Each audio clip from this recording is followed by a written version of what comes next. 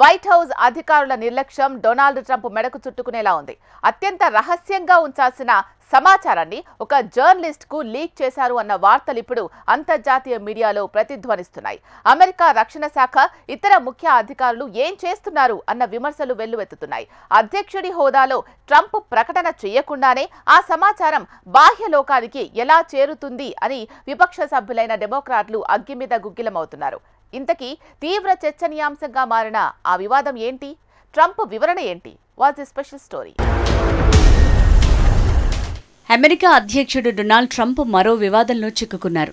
శ్వేత సౌధం అధికారుల నిర్లక్ష్యం ఆయన కొంప ముంచేలా ఉంది.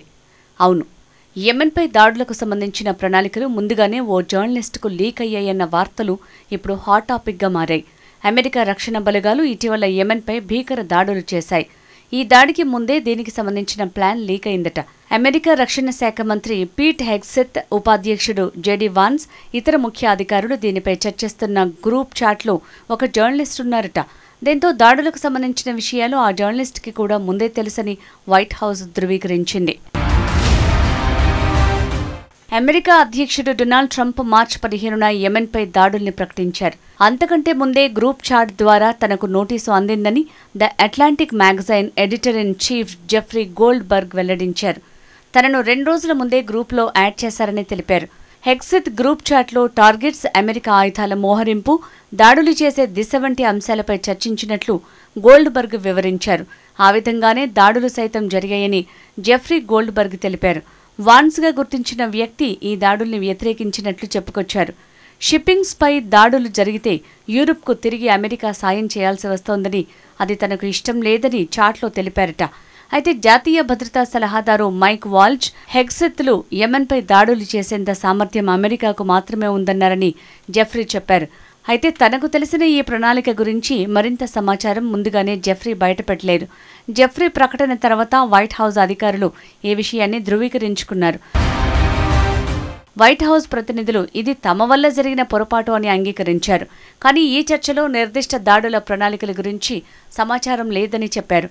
ఈ సంఘటన ఇప్పుడు అమెరికా రాజధాని వాషింగ్టన్లో పెను వివాదానికి కారణమైంది.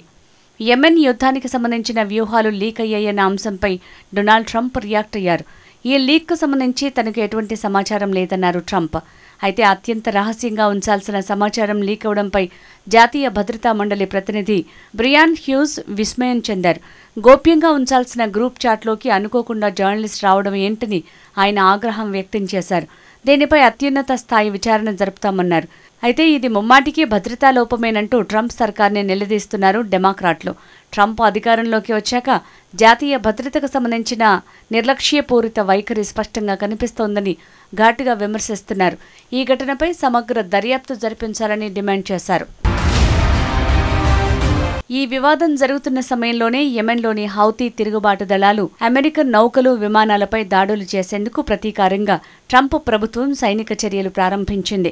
దాడులు వెంటనే ఆపండి, లేకపోతే ఊహించని పరిణామాలు ఎదుర్కోవాల్సి ఉంటుందని హౌతీలను డొనాల్డ్ ట్రంప్ హెచ్చరించారు. హౌతీలకు మద్దతు ఇచ్చే ఇరాన్కి కూడా గట్టి వార్నింగ్ ఇచ్చారు ట్రంప్. యెమెన్ రాజధాని సనా, సదా, అల్-ఖైదా, రాడా ప్రాంతాలను లక్ష్యంగా చేసుకుని అమెరికా దాడులు చేస్తోంది. యెమెన్ సైనిక దళాలు కూడా ధీటుగా ప్రతిఘటిస్తున్నాయని హౌతీల రాజకీయ బ్యూరో తెలిపింది.